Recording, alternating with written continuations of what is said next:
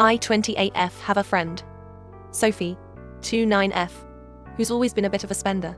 A few weeks ago, I found myself in a tough spot. My car broke down, and I didn't have enough money to cover the repair costs.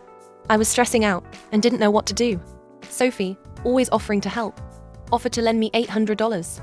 She insisted that it wasn't a big deal, and I was hesitant at first, but I really had no choice.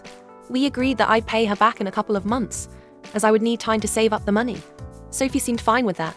I felt awkward about the whole thing, but she reassured me that it was no problem. I've been trying my best to pay her back as I save money, but it's taking me longer than I expected. Life has thrown some curveballs at me, and my financial situation has been tighter than I thought. But I'm still committed to paying her back. Everything seemed fine until a couple of days ago, when I ran into Sophie at a party. She was chatting with a group of people, and I overheard her talking about the loan she gave me.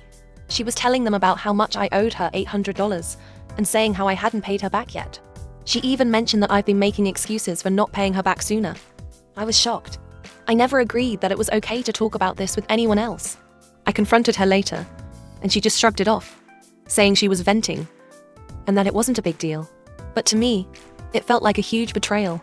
I trusted her with something personal, and now I feel exposed and embarrassed in front of her friends. I'm trying my best to pay her back. So, am I the a-hole for taking longer than expected to pay her back? Or is she out of line for gossiping about a personal financial matter?